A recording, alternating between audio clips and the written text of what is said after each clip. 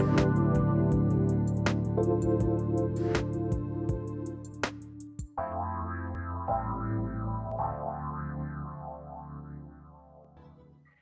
everybody. Welcome to the show. We're live in the Seattle area on 1150 AM KKNW on transformationtalkradio.com, as well as Facebook Live on Transformation Talk Radio's page, as well as my professional page. And of course, if you're listening after the fact, you might be listening on one of the dozens of podcasts that sends up, or on my YouTube channel. You know, we're sort of getting my YouTube channel up and going, so you can find your way to that as well. Anyway, wherever and whenever you're listening from today, we're really grateful to have you here. I'm excited about the show today. But before I get into who our guest is and what we're going to be talking about, I want to say hello to the people behind the scenes. First of all, Kyle, who set up this interview, and Mr. Benny Mathers at KKNW. Hello. Hi, Christine. Welcome back for another one. And I'm patiently waiting for your YouTube channel. Yes. Patiently. Oh, yes. Waiting. Yes. Yes. Yes, but you already know, don't you? You do. I do, kind of. I just didn't want to leave everybody out of it. Oh, and hello to Olivia at TTR. Good morning. Thank you for doing your magic to make this all get coordinated. Of course, anytime. You know, we've done shows before about near-death experiences. And oftentimes when somebody has a near-death experience, they're, grown up, they're well into adulthood, they have established their belief systems, and then they have this near-death experience which sort of blows things wide open, and they have to assimilate and shift based on that change. But what happens if you have your near-death experience when you're a young child, and then you go through the socialization that we have within families, within religion, within schools? How do you kind of assimilate as you're trying to grow up and fit in? Our guest today had to have that exact experience, and he's learned some interesting things along the way. His name is Jacob Cooper, and he holds a master's of social work, and he's a licensed clinical social worker.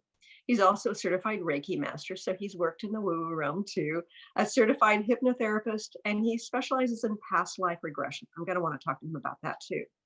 As a psychotherapist, Jacob works with individuals, groups, and families in managing emotional barriers, promoting improved wellness and resiliency. Jacob incorporates mindfulness and a spiritual approach to focus on the connection between the mind, body, and spirit. In effect, he teaches individuals how to improve their cognitive processing and shift their perspectives, given that he knows that this is a much wider reality than many people embrace. Based on his near-death experience and past life regressions, Jacob shares insight about the mystery of life on the other side.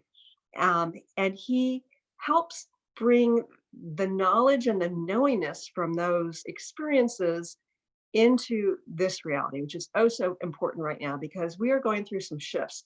Our planet is changing. And, I think probably a lot of our viewers and listeners understand that we are on a transformational path. But we've got more to assimilate. So what lessons does he have for us so that we can make this process of ascension, if you want to call it, higher vibrational expansion, if you rather call it that, or just transformation, if you're more comfortable with that. So we're going to be talking today to Jacob Cooper, and he is the author of Life After Breath, How a Brush with Fatality Gave Me a Glimpse of Immortality. And there's his brand new book. Really excited to have our guest today, Jacob Cooper. Hey, Jake. I know you as Jake because I've known you from Facebook. Jake, same deal. Thank you so much for having me on your wonderful program. Oh, It's you're a so true welcome. honor. Thank you. Yeah, and it's funny because we just booked another Jacob, and I just saw an email about that, and that's why I had that momentary glitch. It's like, oh no, that Jacob's on the 29th. So I apologize for that. I know exactly who you are, and you and I first connected on Facebook, and it was before you had written this book. So before we get into your story, what prompted you to put your experiences into book form? Yes, that's a wonderful question. I would say the first part of it was the importance of story.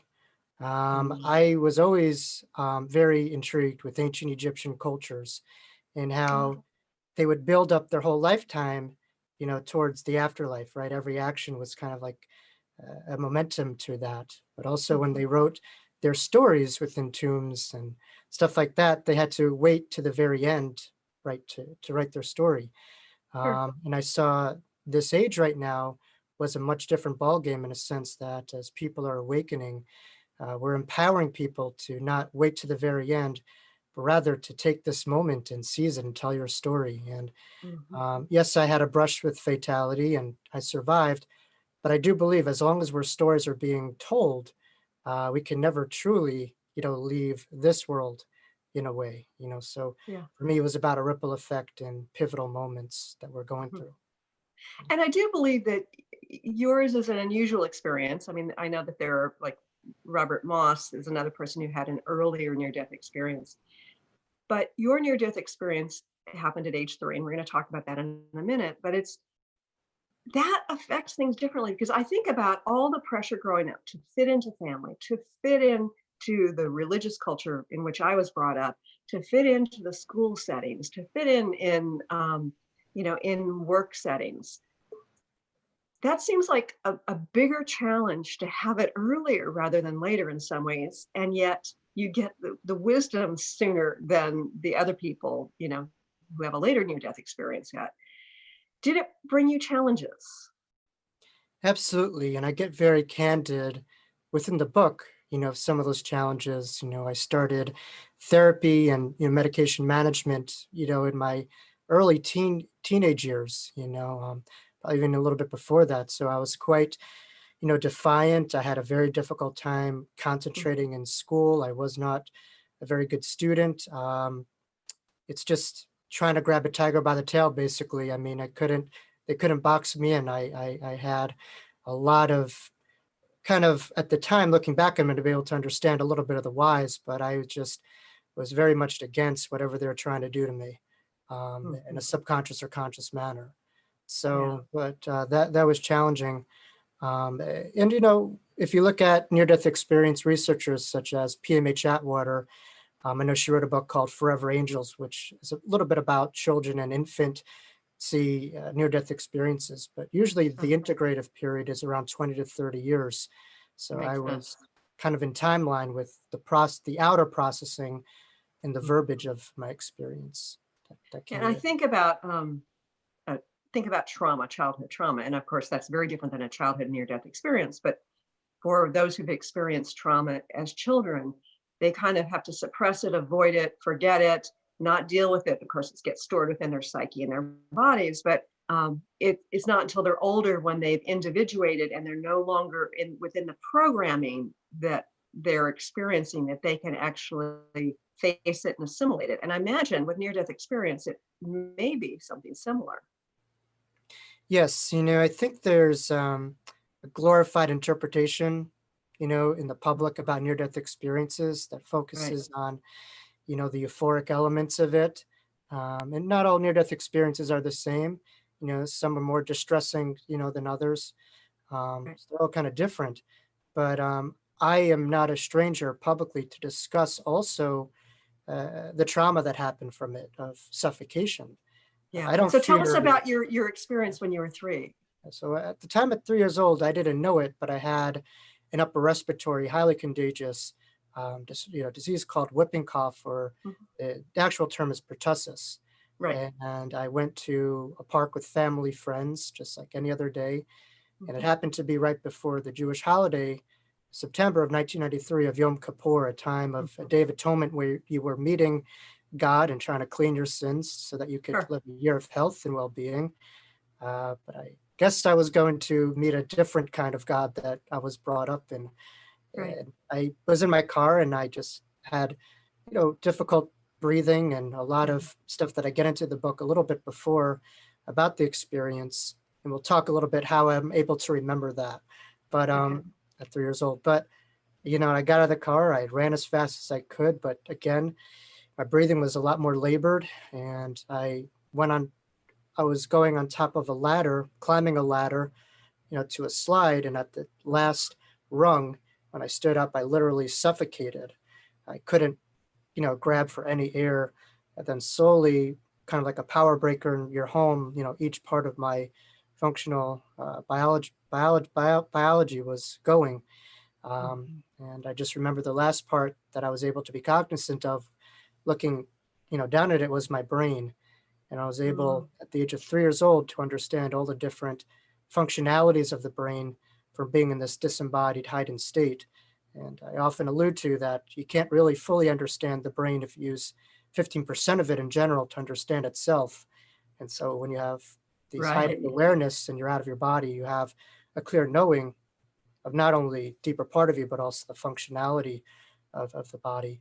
And of course, at age 3, you wouldn't have any of the scientific background to be understanding that. I wasn't like Dr. Eben Alexander. I wasn't a Harvard neurosurgeon or anything like that. No, three-year-old kid. So I wasn't privy to any of this. And then slowly my brain, due to the deprivation of oxygen, just literally shut down. I literally heard a crack in my brain. It was like the loudest sound I've ever heard due to the deprivation of oxygen. And once that kind of cracked, everything else opened up. So I stated in my book, my brain cracked open and God came in, as the saying goes. Literally, that happened to me.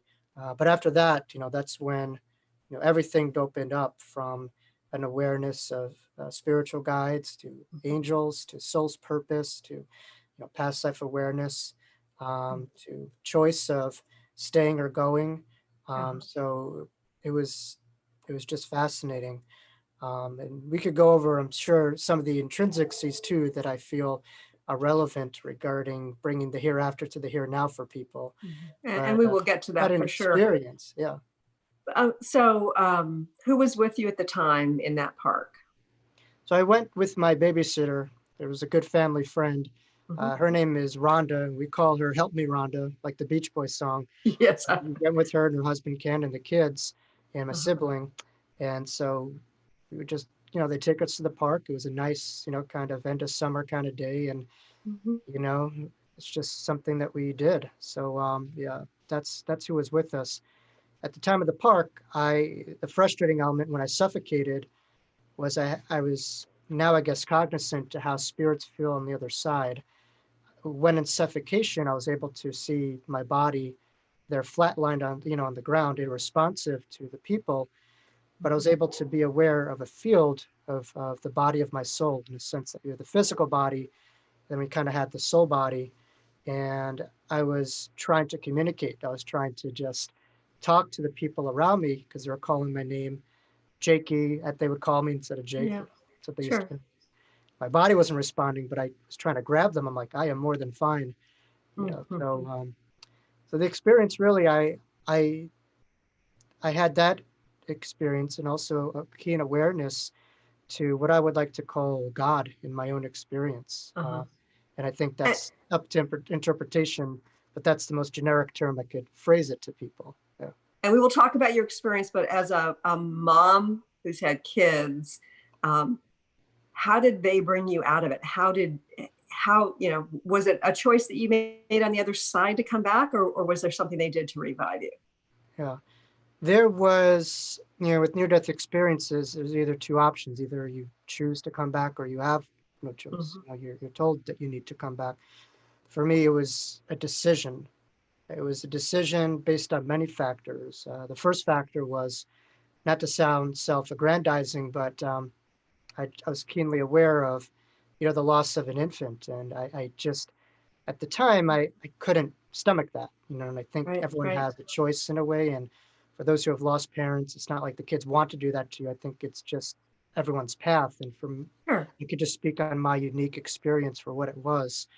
The second reason, why I stayed was a clear understanding of not that I needed to do anything. I think we're fine just the way that we are, but more of a desire to rectify, a couple of things that didn't go, up to kind of speed from my last lifetime.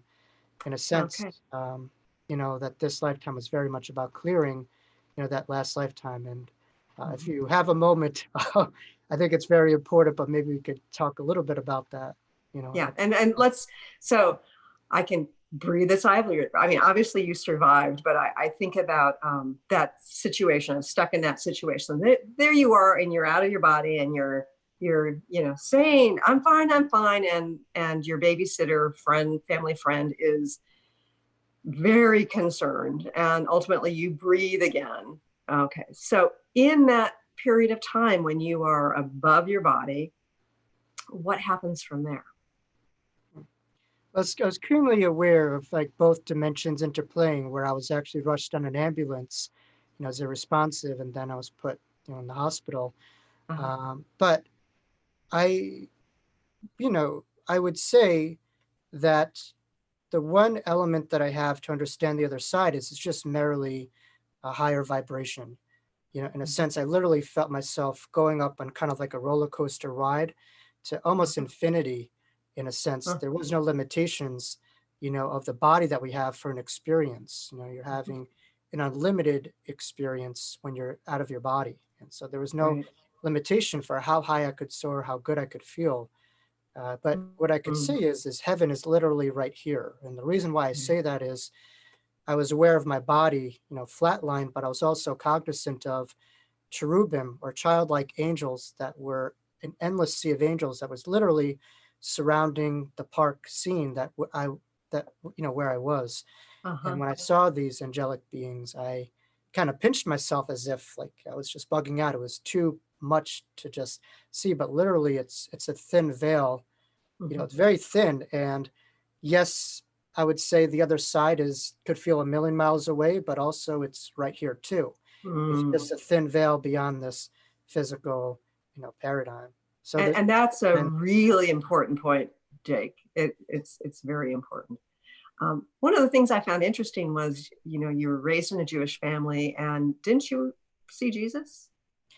I had an awareness of a sensation of what you would call Christ awareness or Christ consciousness. Right. I didn't, see him in form.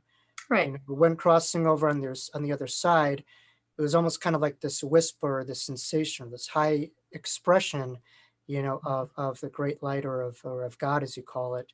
And when I was in that field, it was just the most I could kind of describe it as is just an intensely high vibration and light that was incredibly comforting. And what I kind of take from that is who we are is just expressions of rays of God, or of consciousness. Absolutely.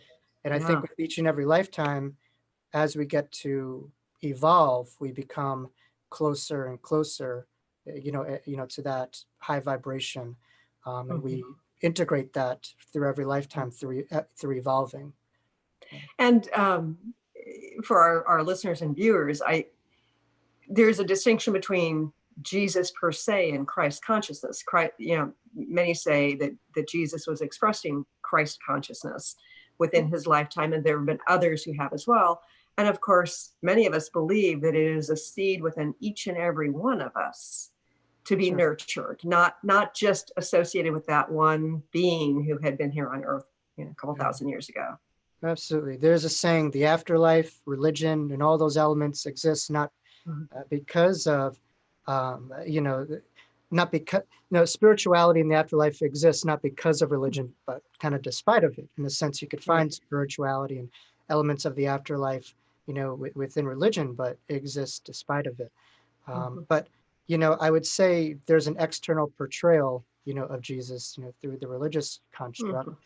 And then there's a personal connectivity to it and an awareness of it, so the two are not to me the same.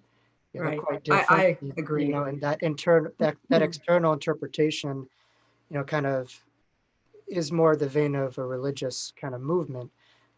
What I kind of experienced was it was something very much within that was known, that no one had to explain or tell me. And to me, that's the deep root of spirituality. Something that's always in our backyard that no one could really give us. It's never left us. Right. It's always there. For me, I was raised in a Christian household, which is no surprise with a name like Christine Upchurch, right? And I didn't like how limiting the religion was, and I sort of went, beyond it, in spite of it, whatever you want to say. And it wasn't until years later that when I became a healer that I understood I was working with Christ consciousness, and the being who came to earth as Jesus, I felt more kinship with. But it became very clear to me that it's not just about that being, and that we, these days at least, we have access to that consciousness. Yeah. And I think that in many regards was the driving point behind, Jesus's life, was to empower people, not to just be this, light that we would all just be in awe of and disassociate from, Right. and not integrate.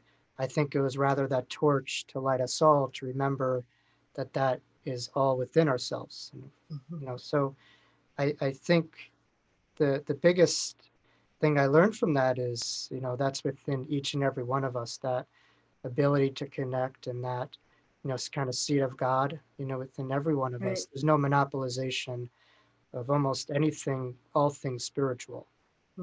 Yeah. So, And you were experiencing this as a 3-year-old outside of your body, as you're being rushed in, via ambulance to the hospital. Tell us a little bit more about your out of body near-death experience. So some of the other elements, that I think worth noting was kind of an understanding as to why this happened.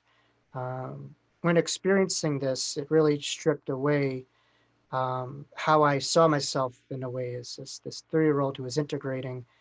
And that's through these past life memories that I had.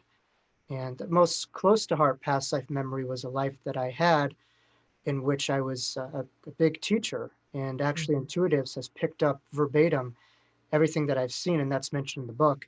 And I didn't, this is before I went public or told anyone. Right. But I took my own life in that last carnation. And it was kind of like a life of hubris, I guess. A lot of things just got to me, and I did a couple of things that I probably shouldn't have done. And I just was kind of cornered and hopeless, and boom.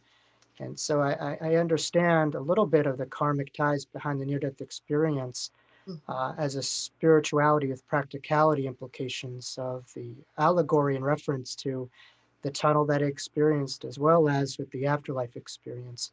And so I think, one of my karmic duties was to work, obviously, as a therapist, and to empower people to entrust what's inside of you is much greater than what's outside of you, and to give more power to eternity, versus this constant change, that's always on the outside, but it's there for the greater good. So do you feel like you are here to be the teacher without making some of those mistakes, and choosing a different path? Do you think you've begun that, this life as an extension of, and to get beyond what you had experienced before as a teacher?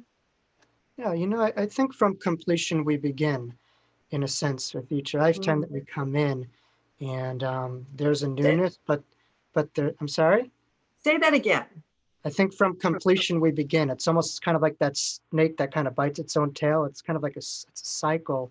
Okay. But yes, we come in a new instrument, in different environments, cultures, time frames.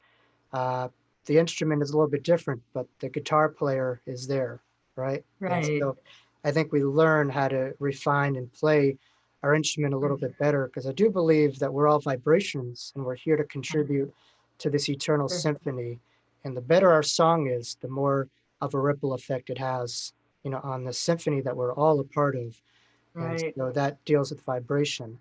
And so I would say that as a teacher, the most important thing is walking the talk, right? And Yeah, practicing absolutely. what you preach, but also being cognizant of the human part too, where in a sense, I certainly, have made my mistakes, and I'm not perfect. So I think it's very important to validate the spiritual being in this human experience, but also to not bypass the human part. Oh, yeah. And Amen to validate that. acknowledge Yes. that. Yes. I always hear Neil Donald Walsh when he talks. He'll say, let's say he's talking about Eckhart Tolle. He goes, Eckhart, he backs it up. I struggle. And so Neil, as this big spiritual master, is saying that, right? I think we Yeah. all, and that's okay, and that's important to be cognizant of and acknowledge.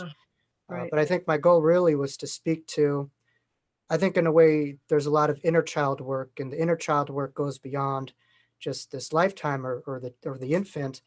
It Interesting. goes to previous lifetimes. And so to nurture, that part of my nature that kind of gave a lot more power Mhm. to fear over faith was something that I needed to evolve. And I think that's my mission in this lifetime is It's a to, huge mission. That's a huge mission. right.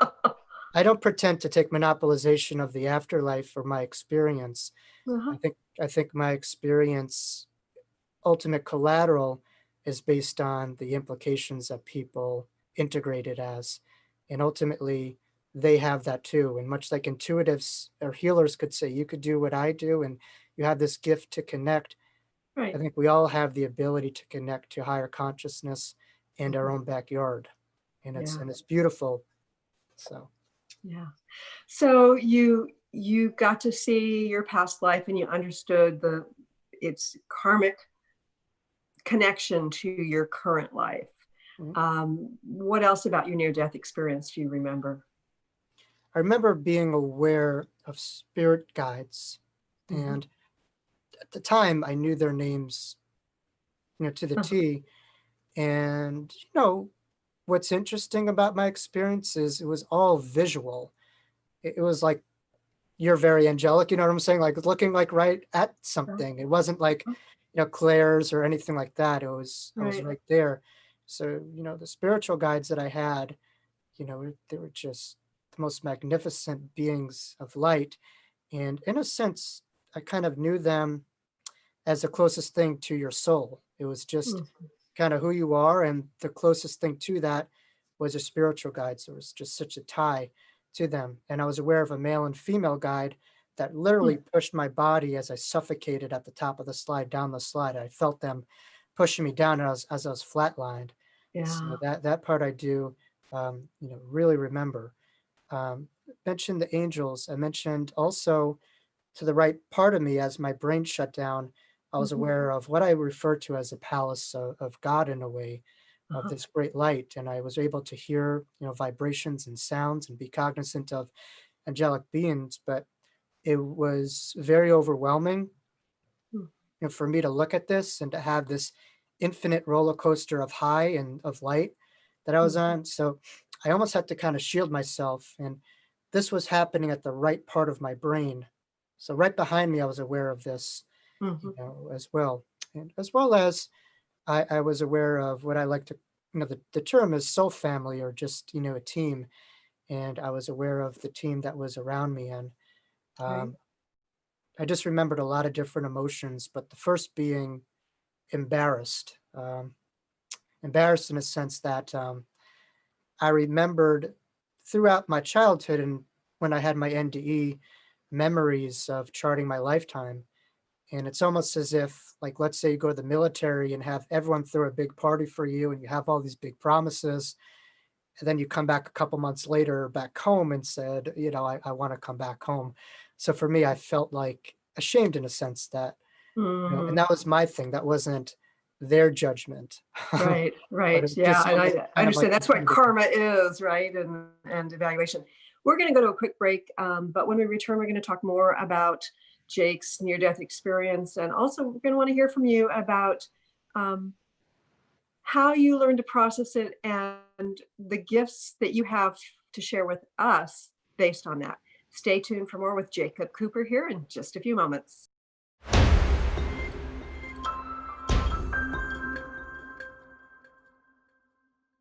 Welcome back to the Christine Upchurch Show here on KKNW and Transformation Talk Radio.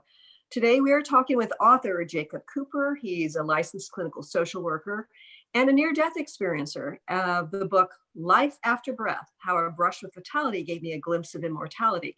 This is what Raymond Moody has to say. Dr. Moody says, a clear, remarkable illustration that consciousness continues after death.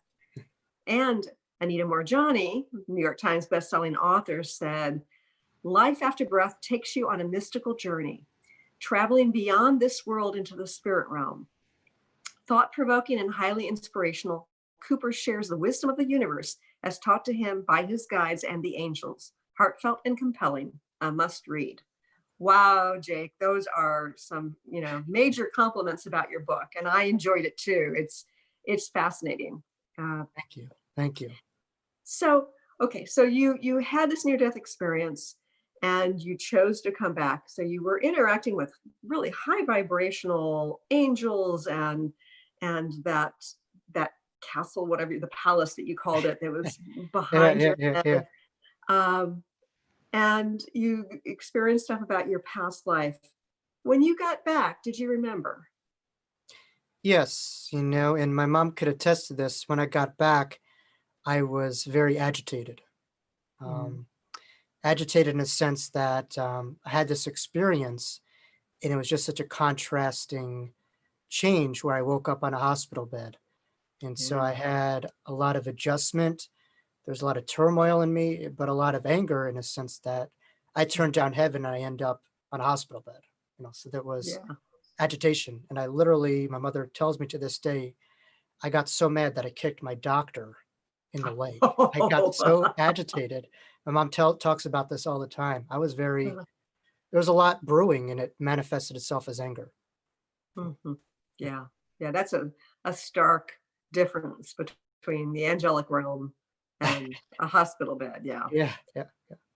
So I can't imagine with having that knowingness, that knowledge, and then navigating, strict religious upbringing, school of various sorts, and familial culture that can be fear-based or have certain limiting beliefs.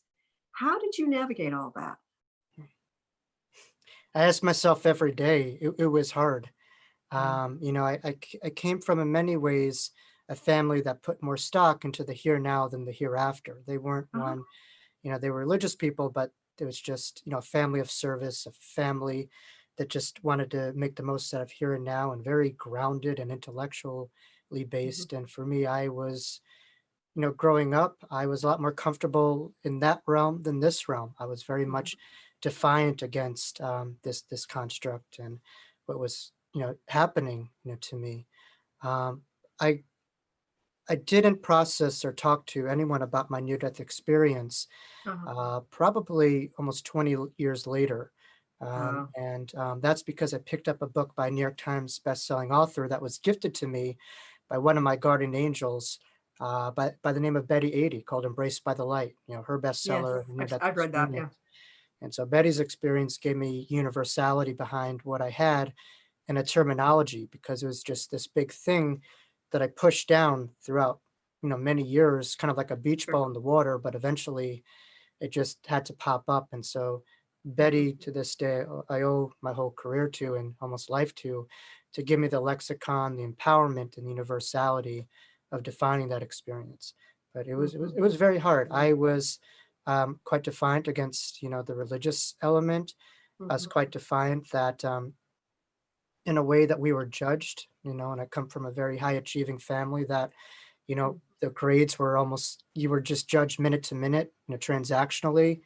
It was quite a contrasting experience to what I kind of knew within. And I saw my parents a little bit differently, as, before that I kind of put them on a pedestal. And now after experiencing God, it's just, I understood that, they're just people too. And, and so and that, souls and souls. and as equals, as opposed to the hierarchical structure of the family. Right. And so that led to a lot of relational aggression, particularly being cognizant of the past lives that I had, and how now is just put in this child's body and with these parents. And I just, at times, subconsciously or consciously, just couldn't engage with them as parents. I sometimes talked down to them, and I was mean to them. And I was quite a difficult child.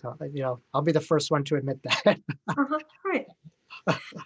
And I think about you getting to experience the perspective of why you're here, at least part of it, as it relates to a past life, and that you understand that you've got this greater connection to God, or, universal intelligence, whatever you want to call it.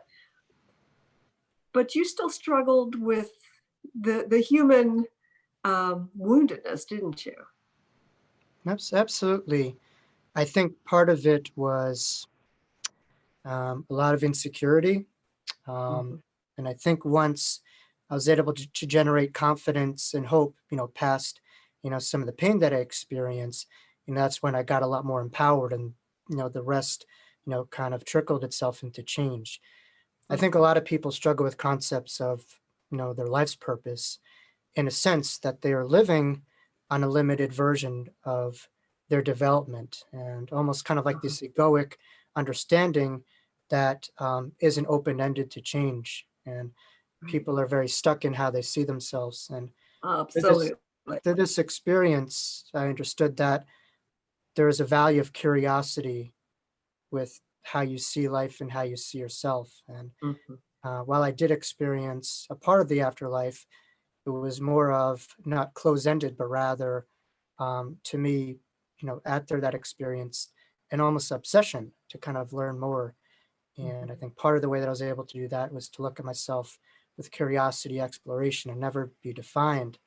So that was hard when people tried to define you, label you, and put you Uh-huh. on this conveyor belt and mechanism, as Right. if you're just an empty canvas with nothing there. It's Mhm. hard. And it's really difficult, I think, as a human being with purpose, to not take on the belief systems of the structure within which we are raised, at least to a certain degree. We may be rebelling against it, but like for me, took me a long time to let go of the belief system that had been projected onto me and say, no, wait a minute, who am I really? And what is my purpose really? Did you find that you had to kind of take layers of other people's belief systems off of yourself? Yeah, I mean, particularly being Jewish, coming Mhm. out of generations of Holocaust, family members, Right. there's a lot of pressure in a sense that you had family members who would fight, when their lives were, in front of them, and they would still practice the faith. So, that Right. kind of guilt, as I Mhm. think is in every culture, but I know certainly the pressure, to Sure. kind of abide by it and follow it, particularly going to private school. I kind of felt a bit of pressure to follow Uh-huh. it with the financial burdens that were put on. But there's a lot of positives to it. I think religion becomes dangerous when that's your primary base. When that's your foundation, Right. that's when it becomes problematic, because I just see it as a trap. As deep as you go into, Mhm. it's limiting in a sense. So I think if your own connection to life, which I refer to as spirituality, is your Mhm. primary base, then I think you're a lot more empowered to take on, other belief systems and even Yeah. enhance your own spiritual practices. But I And think it the world also makes doesn't sense do that. because you're with spirituality, it's your direct connection to, It's a direct God, connection, compass, all it yeah. is, whatever you want to call it. Um, and yeah, with religion, you've got community. There are cultural aspects of it that are beautiful, like you were talking about Yom Kippur or the Day of Atonement. And for me, Christmas is a very sacred time because it's really the birth of hope in a sense, not just Right. about Jesus. So the cultural aspects can be very beneficial too. But yes, it's like we have to be careful not to just step into the box and not see what's beyond the box, and not Mhm. knock down the edges of the box or the sides of the box when we feel Right. we need to. Yeah. I mean, people are very fixated on one color in the prism and not the light behind Yeah. it. And so, That's a beautiful way of saying yeah, it. And my son has talked about that exact same yeah, thing. that's Yeah. something to bear in mind, Yeah. because it could lead itself into a lot of separation. And Mhm. um, truly understanding, part of seeing ourselves as one is to take away a lot of what we've been programmed to, and to Mhm. kind of like the Buddhist kind of philosophy was to burn away all the extra stuff to get to the core truth in essence. And Yes. that's what I try to practice. Right. Okay. So how do you incorporate what you've learned, not only from your near death experience, but as you've processed who you are in this lifetime? Because I know you see clients, I know that you teach workshops. Um, what important aspects of this do you share with clients and workshop? participants? Well, I mean, I think with my clinical social work, background, Mhm. um, a lot more of my work is not telling clients anything, but asking questions and empowering clients. And Right. every client's on their own ladder of the rung of the ladder. Workshops, I get more direct into teaching and stuff like that. Sure. But I would say the experience has informed me of how holistically and multidimensional we are, and the value Mhm. system of being able to really entertain all those parts. My near death Right. experience to me was my ultimate educator. Uh-huh. And it's something that I didn't recognize was my ultimate classroom in the life. And I think, for me, within different examples, people will use some type of CBT skills. At least for me personally, I try to give more power to that experience and to remind myself of the impermanence of this world, how Mhm. everything is changing, but there's a deep part of ourselves that can never be damaged nor harmed. Mhm. That's a big lesson, especially in this times when, that impermanence is very high tuned in front of us with everything happening. Mhm. And the outer Yeah. world is not conducive for people's lives with everything going on. And so I think my experience speaks to the times in a sense that when you can't grasp for air in the outer world, you have to validate how important that position is, because that almost Mm. pushes you as a survival skill to tune into something different because of the Right. discomfort or being off kiltered of your comfort zone. Yeah. One of the things you talk about repeatedly in your book is your rebellion and your disdain for so much of the fear within various aspects of culture. Um, how does fear relate to our growth, and how do we process and transcend it? I think a lot of it is what we've been programmed to, in a Mhm. sense that this world is a much different paradigm than what I experience unconditional, reality as, in a Mhm. sense that we have to become something or someone or turn into something or someone. And if we're not of that ultimate version, we kick ourselves and we don't like. And I think the biggest fear is the self rejection that we have Mhm. and the Oh, transactional outlook that we have towards ourself and how we view that in the world. Because the more that we're able to accept ourselves and engage in that stimuli response within ourself, when we're struggling, the more the inner is able to be reflected on the outer. And so I think really it's fear is what we've been taught. Love is truly who we are, as Marianne Williamson, right. says in her work. And that is so true. And so I think the biggest fear that people have, though, is letting go, not just of life, but of themselves. And so Yes. that's what I found was when I lost myself, I was able to find something else. And Mhm. that's not stagnant, that's forever evolving. And Right. that's a mark of a beginner's mind and a student. So with life. So, as somebody who's experienced the other side, who's worked through, the woundedness of being human here on Earth, Hmm. what's the purpose of us being here? I would say there's a subjectivity to that, in a sense, but there's also a macro universal tied to it. Mhm. Um, I do think, in a way, um, one part is to remember, ourselves, and to remember ourselves, to remember each other. I Mhm. ultimately experienced my NDE in a playground, or as we call it, a child in God's playground. And Uh-huh. I think we've been throwing way too many rocks on each other and not pushing each other Oh, on the yeah. swing and having fun with each other and Right. each other's support system and cheerleaders. Mhm. So I think really it's to remember the unified energy that we have with one another, Yeah. and the ultimate collateral of not just this egoic consciousness, but understanding the ripple effect of our existence. I think some Mm. people are so consumed with their own small self, not the bigger implications of the ripple effect that they have on the world through their lifetime. So I think it's to make a dent and make a mark. That's certainly, I would say, a big one of it. And I think the other is obviously evolve. The second you see yourself as a soul versus a body, just as we understand aging of the body, and the evolution of the body through Darwin's work, we understand through seeing ourselves as a soul that we're take away the victimization of not life happening to us, but for us. And there's a greater, plan at hand. But I think people in their lifetimes, I think part of it is to remind themselves that we are indeed spiritual beings. There is a greater awareness at hand. There's an intelligence much greater than what we deem right or wrong. And so I think we just have to kind of go with the flow and be like water, as Bruce Lee would say, and trust spirit more than our fears. Okay, before we go any further with the conversation, I want to make sure people know how they can connect with you. What's your website? Our website is jacoblcooper.com. It's jacoblcooper.com and www. So, great. And there, people could contact me and check out the book and some of the other services or events that is interplay.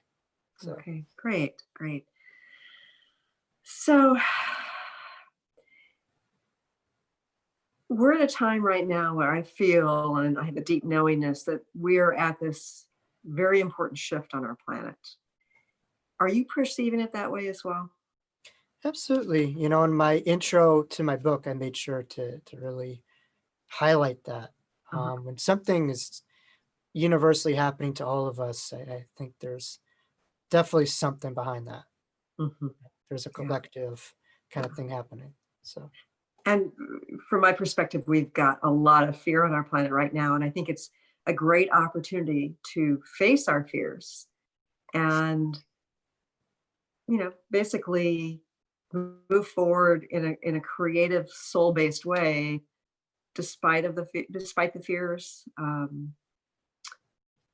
Because I think that the fear is really about death, and what you're saying right now is it's a great place. We don't need to be afraid of that. We just need to be cognizant of our soul's path.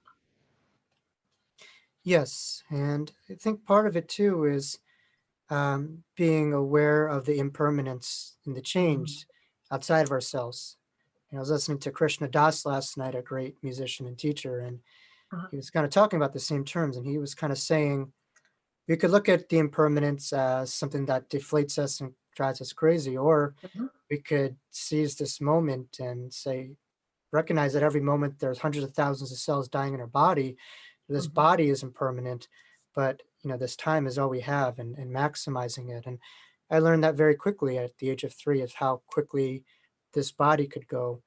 I think part of it is translating this temporary world from our eternity and making lasting impact from our true vantage point in home. And that really brings heaven down to earth in a way. I think our souls gravitate the opposite, or the eternal soul gravitates a temporary earth plane. We're here to evolve the body of the earth towards permanent change, so that the veils are a lot thinner. I love that. Yeah. And speaking of thinner veils, have you experienced your guides since your near-death experience? I have to be as transparent as I possibly can be. Yes, but not in the way that I did full blown in my near-death experience. There are some people who will speak about their guides and talk about every single past life they had with each other, and that's fine. My experience is more of a feeling and more of an awareness, that they're around me. The finer details that I had are some parts of my NDE aren't, the way I saw it, or at least I'm not able to verbalize it, but I know it's there. It's kind of like walking. Do we have to walk around the room to know that we could walk? No, we know we can do it. You don't have to do it all the time. So, but I know that they're there, and I speak in my book a little bit about those difficult times. I think it's important for people to not limit themselves just because their experience or what they have isn't like someone else's. I think, what's that saying? A single kind of grain of hope could generate, lasting changes in our life. And Mhm. I think that's important to just kind of A- take what we have and make the most of it.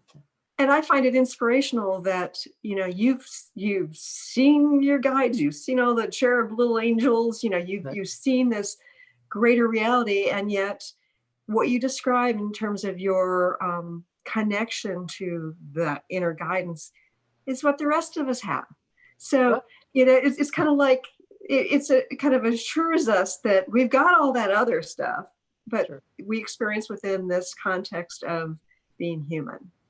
sure. And I think the important part that I learned is that environment is always there. The heavenly dimension is always there, Uh, but you carry yourself, and the self to me is past the surface of the portrayal to the world. It's right. more that inner eternal observer past the surface of the water. And so as you evolve and as you grow, so too your ability to kind of match the energy, the other side enhances. And there's Mhm. not as much desire to come back as much, but rather I think we're all here in this earth school to kind of be guides and angels and evolve for other people. And that's one of the gifts of trials and Right. tribulations is one day down the road, we're able to also be a guide to people going through what we went through someday. I love that. I love that. And I think we all have that opportunity to connect to the God within and be that the earth angel, the God to other people, Yeah, not to mention the planet. Yeah. absolutely, absolutely. And Yeah. I think if you're able to practice that kind of stuff in this body, it's able to easier translate, when you cross over and, Uh-huh. being a part of the higher guides and living a life of that. Yeah. Sorry, I'm touching the screen because I'm checking No, the time. Um, I haven't seen it. My clock says one thing. I just want to know. Benny, how much time do we have left? We actually have to wrap up right now. Okay, that's what I was afraid of, but I didn't see any chats from you. Jacob, so grateful you joined us here today. Everybody, jacoblcooper.com, and the name of the book is Life After Breath. Thanks, Jake. thank you for having me. My honor. Thank you. Pleasure.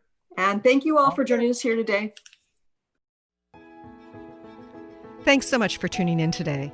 If you'd like to empower yourself to step further into your vibration of change, please visit my website at christineupchurch.com, where you can learn more about my insights, upcoming events, and private sessions.